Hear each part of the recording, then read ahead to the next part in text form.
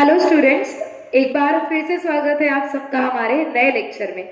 Last lecture में हम लोगों ने प्रॉब्लम नंबर 30 यानी टाइप 2 का पहला प्रॉब्लम कंप्लीट कर लिया था। ठीक है, उसके बाद क्वेश्चन नंबर 14 आपको होमवर्क दिया है और आज क्वेश्चन नंबर 15 आपको होमवर्क में मिलेगा। ठीक है, कब? जब मैं क्वेश्चन नंबर 16 पढ़ा दूंगी उसके बाद आप 15 को होमवर्क करेंगे, उसके लिए जगह छोड़ दो। ओके, बेसिकली क्वेश्चन नंबर 15 जो आपको होमवर्क में मिल रहा है वहां पर कोई भी ऐसे नए पॉइंट नहीं है जिसको हम डिस्कस करें, लेकिन आपके क्वेश्चन नंबर 15 में जो सेकेंड पैराग्राफ है, सेकेंड पैराग्राफ में लास्ट लाइन बोली है, it may yield a profit 25% on total cost और 20% on selling price.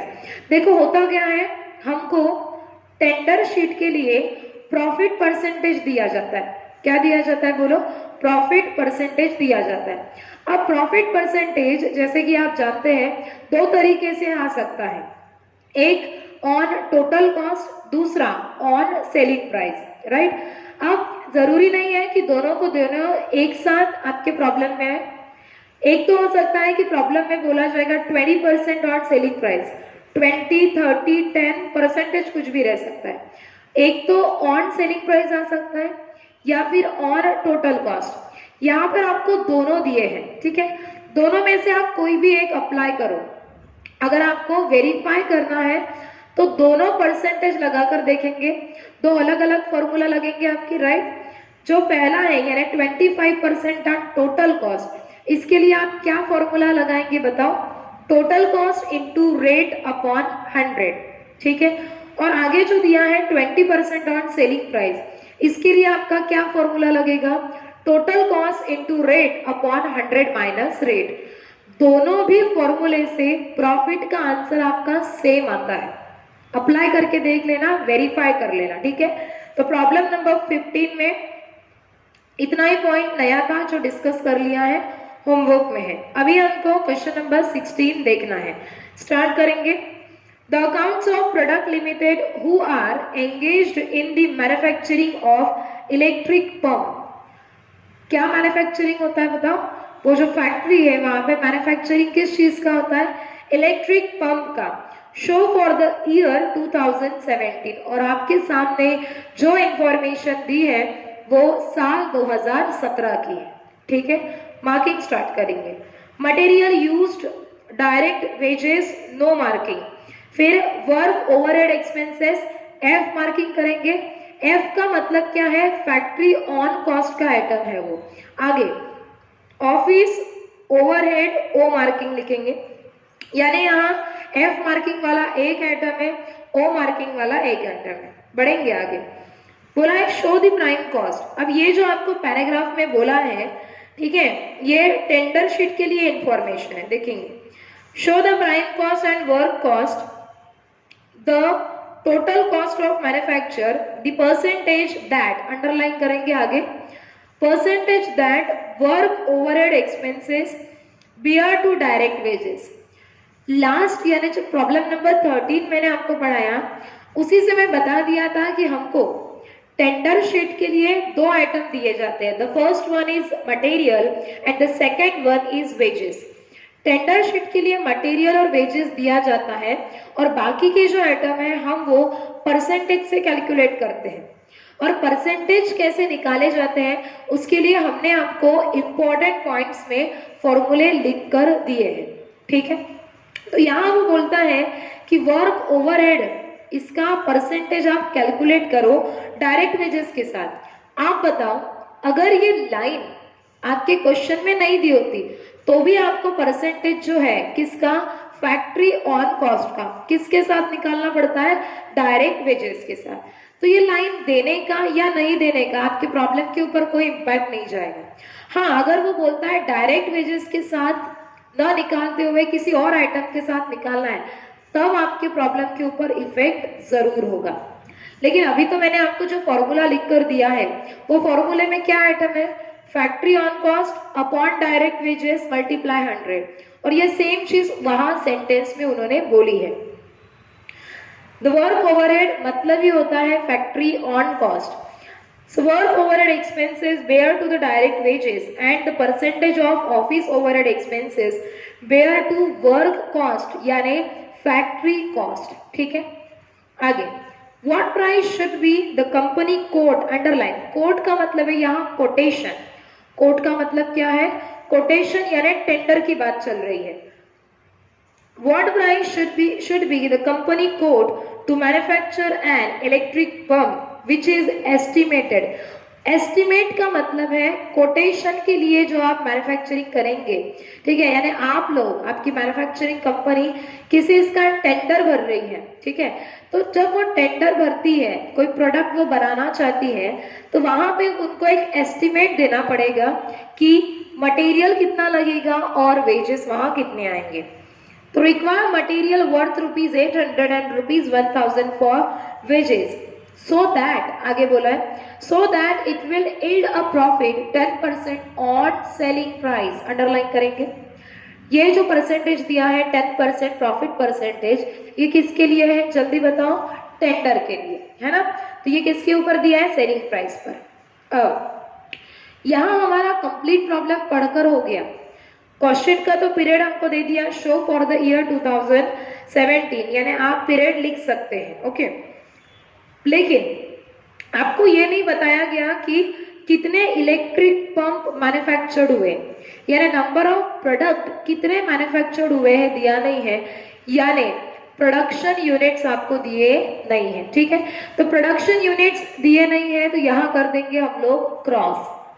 Production unit दिया नहीं है, लेकिन पीरियड बोला है. क्या बोला है? उन्होंने बोला था शो फॉर द 2017 और 2017 बोला है, यानी कंप्लीट 1 ईयर का आपका पीरियड है. ठीक है, यानी क्वेश्चन में आपको प्रोडक्शन यूनिट्स नहीं दिए, मतलब क्या नहीं बनाएंगे आप बताओ? पर यूनिट एक्सपेंडिचर का कॉलम प्रिपेयर नहीं करेंगे. तो कितने कॉलम बनाए? First serial number, particular amount और टोटल अमाउंट. कौन सा कॉलम नहीं बनाया? पर यूनिट एक्सपेंडिचर का. क्यों नहीं बनाया? प्रोडक्शन यूनिट्स नहीं दी है इसीलिए. ठीक है, चलो लिखेंगे. अभी लेंगे मटेरियल नंबर 1, मटेरियल. अब यहाँ पर किसी भी प्रकार का ओपनिंग या क्लोजिंग स्टॉक नहीं दिया है, तो डायरेक्टली मटेरियल हम लोग टोटल कॉलम में लिख सकते हैं 1 लाख. ठीक है, उसके बाद लिखेंगे नंबर 2, वेजेस. यहां हम जो वेजेस लिखते हैं वो क्या रहता है? Direct wages.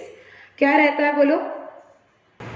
तो यहां देखेंगे कि वेजेस कितना दिया है, अमाउंट है 2 लाख. कौन सा वेजेस लिखा? Direct wages. अल्टरनेटिव नाम direct wages, productive wages, manufacturing wages और फैक्ट्री वेजेस. ठीक है, देखो आपके प्रॉब्लम में डायरेक्ट एक्सपेंसेस दिया है क्या? नहीं दिया है, तो इन 2 आइटम का ही लगाएंगे हम टोटल, और टोटल को बोलेंगे कैपिटल ए, नाम देंगे प्राइम कॉस्ट. क्या नाम देंगे? Prime cost. 1 लाख और 2 लाख टोटल आ गया आपका 3 लाख. बढ़ेंगे आगे. Number 3, factory on cost. चलो देखो, वर्क ओवरहेड जो आपको दिया है, एफ मार्किंग वाला एक ही आइटम है, और वहां एक आइटम जो दिया है लिखेंगे वर्क ओवरहेड का अमाउंट देखेंगे, लिखेंगे एक ही आइटम दिया है यहाँ पे एफ मार्किंग का. वर्क ओवरहेड अमाउंट 50,000, लगाओ टोटल. यहाँ इस प्रॉब्लम में वर्क इन प्रोग्रेस के आइटम अवेलेबल नहीं है, और इसीलिए 3,50,000 का जो आपका अमाउंट आ गया है उसी को हम लोग factory cost oblique work cost बोलेंगे. आगे नंबर 4, ऑफिस ऑन कॉस्ट. चलो देखो, ओ मार्किंग वाले आइटम दिए हैं क्या? एक ही आइटम दिया है, नाम है ऑफिस ओवरहेड, अमाउंट है 35,000. सीधा टोटल कॉलम में लिखेंगे, टोटल लगाएंगे, नाम देंगे ओसी ऑब्लिक पीसी, यानी office cost oblique production cost. कितना आता है बताओ? 3,50,000 प्लस 35,000, टोटल आपकी आ गई यहाँ पे 3,85,000. बढ़ेंगे आगे. नेक्स्ट नंबर 5 लिखेंगे आप selling and distribution expenses. Check करो प्रॉब्लम में एस मार्किंग वाले आइटम दिए हैं क्या, एक भी आइटम एस मार्किंग वाला नहीं है तो दे दो डैश, और लास्ट में लिखेंगे आप टोटल कॉस्ट, सेम अमाउंट आएगा 3,85,000। ठीक है, प्रॉब्लम में हमको सेल्स नहीं दिया है, क्या नहीं दिया, सेल्स नहीं दिया, और ना ही कॉस्ट शीट का प्रॉफिट परसेंटेज दिया है। तो यहाँ हमारा ये प्रॉब्लम टोटल कॉस्ट के ऊपर बंद हो जाएगा। क्यों बंद किया टोटल कॉस्ट पे, सेल्स नहीं दिया है, दूसरी बात प्रॉफिट का परसेंटेज नहीं दिया। आप बोलेंगे मैडम आप कुछ गड़बड़ कर रहे हैं, प्रॉफिट का परसेंटेज दिया है। प्रॉफिट का परसेंटेज जो आपको दिया है वो टेंडर शीट के लिए है। किसके लिए है, टेंडर शीट के लिए, कॉस्ट शीट के लिए नहीं दिया। इसलिए यहाँ ये कॉस्ट शीट का टेबल टोटल कॉस्ट के ऊपर क्लोज हो गया। ठीक है, बढ़ेंगे आगे। अभी हम स्टार्ट करेंगे हमारा टेंडर शीट। टेंडर शीट के लिए आपको प्रोडक्शन नहीं दिया तो प्रोडक्शन में कर देंगे क्रॉस, और पीरियड भी नहीं बताया है तो पीरियड में भी कर देंगे हम क्रॉस। ठीक है, आगे सबसे पहले जो आपको रेडीमेड चीजें दी है वो लिख लेंगे। टेंडर के लिए मटेरियल और वेजेस दिया जाता है और उसी को हम लोग टाइप नंबर 2 इनके प्रॉब्लम्स बोलते हैं। ठीक है, यानी टेंडर के लिए रेडीमेड मटेरियल और रेडीमेड वेजेस देना, यानी ही हम आइडेंटिफाई करते हैं कि ये टाइप नंबर 2 का प्रॉब्लम है। लिखेंगे मटेरियल, मटेरियल का अमाउंट दिया है आपको 800, टोटल अमाउंट के कॉलम में लिखेंगे। आगे बढ़ेंगे, नंबर 2 डायरेक्ट वेजेस, अमाउंट दिया है 1000। ठीक है, लगाएंगे टोटल और इसको लिखेंगे आप लोग प्राइम कॉस्ट। क्या लिखेंगे बताओ, प्राइम कॉस्ट लिखो। कितना आ गया 1800। अब यहां से आगे बढ़ना है। याद करो मैंने इंपॉर्टेंट पॉइंट्स में एक बात आपको समझाई थी कि हम लोग जो परसेंटेज कैलकुलेट करते हैं वो परसेंटेज हम यूज करते हैं कहाँ, टेंडर शीट में। किसके बाद यूज करते हैं, प्राइम कॉस्ट के बाद। लेकिन अभी तक मैंने परसेंटेज कैलकुलेट नहीं की है तो सबसे पहले हम लोग वो परसेंटेज कैलकुलेट करेंगे। ठीक है, तो यहाँ ये जो टेंडर शीट है इसके बाद इधर मैं परसेंटेज कैलकुलेट करती हूँ। ठीक है, तो लिखेंगे आप लोग वर्किंग नोट नंबर 1,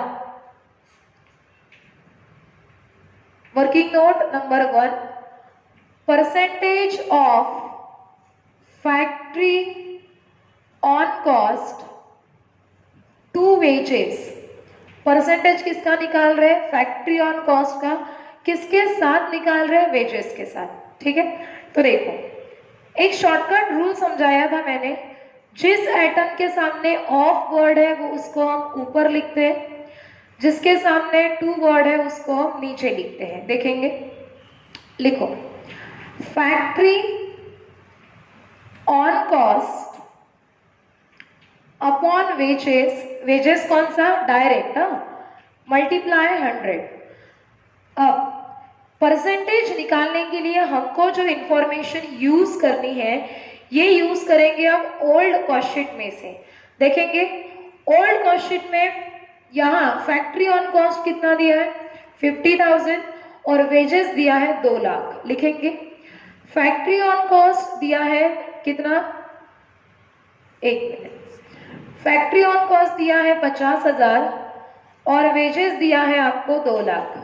तो 50,000 अपॉन 2 लाख, तो प्रॉफिट सॉरी परसेंटेज आपको मिलेगा 25, और ये 25% ऑन वेजेस। ऑन वेजेस क्यों, यहाँ बेस में देखो कौन है, ये बेस है ना, बेस में क्या लिखा है, wages, that's why 25% on wages. ठीक है, आगे और परसेंटेज कैलकुलेट कर लेंगे। दूसरा working note number 2, percentage of office on cost, percentage of office on cost to factory cost.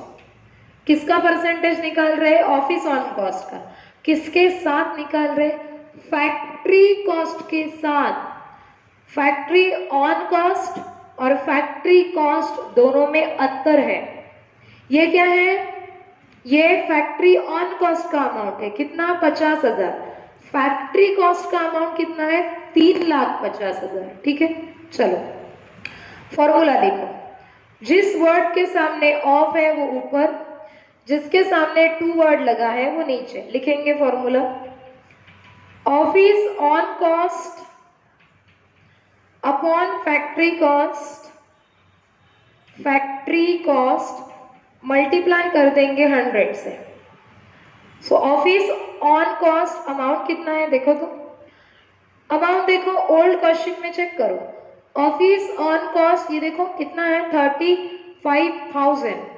लिखेंगे 35,000 अपॉन फैक्ट्री कॉस्ट का अमाउंट है 3,50,000, मल्टीप्लाई कर देंगे 100, आ गया यहाँ पे 10% ऑन फैक्ट्री कॉस्ट, क्योंकि बेस में कौन है बताओ, फैक्ट्री कॉस्ट बेस में है। देखो बस, आप बोलेंगे मैडम आगे सेलिंग डिस्ट्रीब्यूशन का परसेंटेज नहीं निकाला आपने, तो यहाँ एटम ही तो नहीं है। देखो सेलिंग एंड डिस्ट्रीब्यूशन एक्सपेंसेस का परसेंटेज इसलिए कैलकुलेट नहीं कर पाए क्योंकि ओल्ड कॉस्ट शीट में सेलिंग डिस्ट्रीब्यूशन एक्सपेंसेस अवेलेबल नहीं है।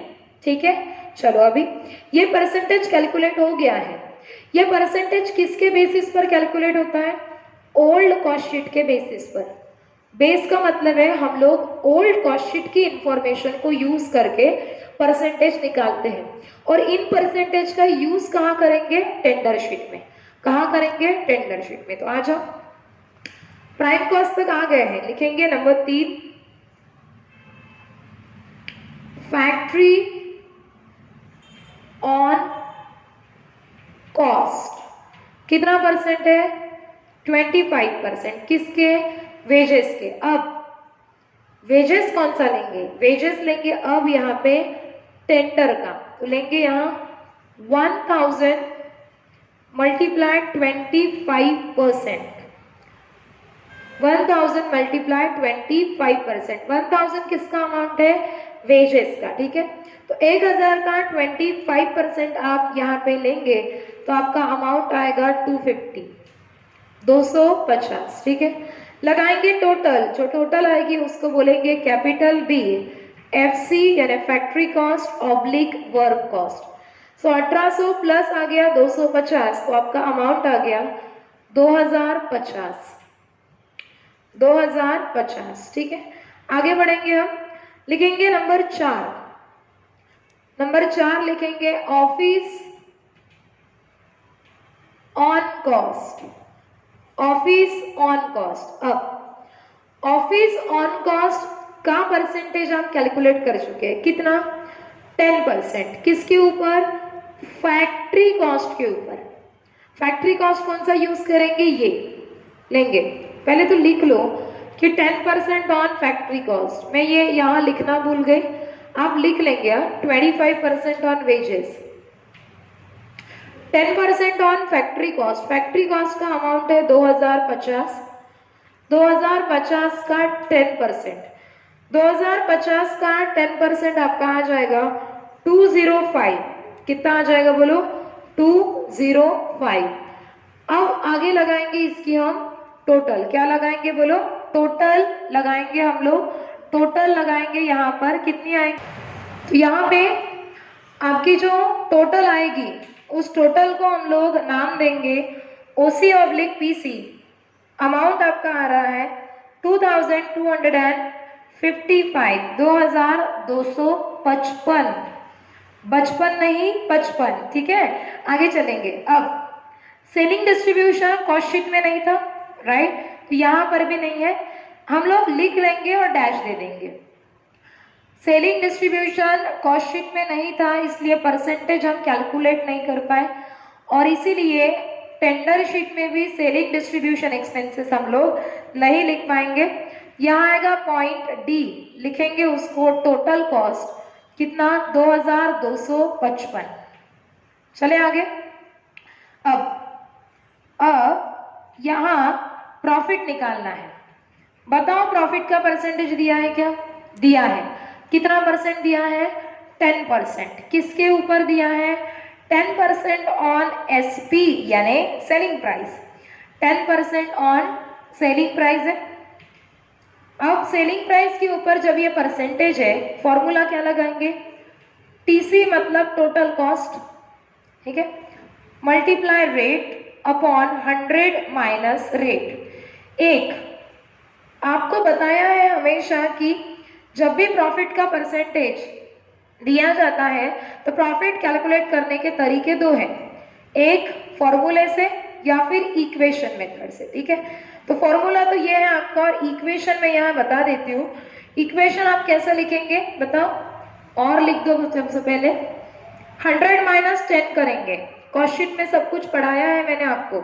100 माइनस 10 करेंगे तो आएगा 90। तो इक्वेशन लिखेंगे 90 जब आपका टोटल कॉस्ट है तो प्रॉफिट है 10, और अब आपकी टोटल कॉस्ट है 2255, तो प्रॉफिट कितना? 90 जब आपकी टोटल कॉस्ट है तो प्रॉफिट है 10, और अब आपकी टोटल कॉस्ट है 2255, तो प्रॉफिट कितना? तो कितना आ रहा है आपका प्रॉफिट बताओ? प्रॉफिट का आपका अमाउंट आ रहा होगा 250.5, 250.5 है। तो डेसिमल पॉइंट के बाद 5 या 5 के ऊपर जब भी आता है, आई रिपीट, डेसिमल पॉइंट के बाद 5 या 5 के ऊपर यानी 6, 7, 8, 9 ऐसे अगर डिजिट आते हैं तो हम क्या कर देते हैं? राउंड अप करते हैं, ठीक है। तो राउंड अप करेंगे तो यहाँ आ जाएगा आपका प्रॉफिट 251, और टोटल कॉस्ट प्लस करेंगे प्रॉफिट, तो लास्ट में आपको मिलेगा सेल्स। ऑब्लिक सेलिंग प्राइस लिखेंगे क्या? नहीं। क्यों? जब हम पर यूनिट का कॉलम बना लेते तो यहाँ सेल्स ऑब्लिक क्या लिखते हैं? Selling price. हमने पर यूनिट का कॉलम नहीं बनाया, इसीलिए यहाँ पर सेल्स ऑब्लिक सेलिंग प्राइस लिखना नहीं है, ठीक है। तो प्लस कर दो 2255 प्लस 251, आपका आंसर यहाँ पे आएगा 2506, 2506 हो गया। यहाँ पर हमारा प्रॉब्लम नंबर 16 हो गया है कंप्लीट। बहुत ही शॉर्ट सिंपल सा ये प्रॉब्लम था, ठीक है। अब आपको एक गिफ्ट देना बनता है, गिफ्ट मिलेगा आपको होमवर्क। 1 मिनट देख लेते कुछ नया पॉइंट है क्या, उसके बाद होमवर्क में आपको प्रॉब्लम दिया जाएगा। एक भी पॉइंट यहाँ ऐसा नहीं है जो होमवर्क में होगा, ठीक है। तो प्रॉब्लम नंबर 17 आपके लिए होमवर्क है। क्या है? 17 नंबर होमवर्क है, ठीक है। तो चलो करो इतना, बाकी का देखेंगे हम हमारे नेक्स्ट लेक्चर में। तब तक के लिए थैंक यू वेरी मच।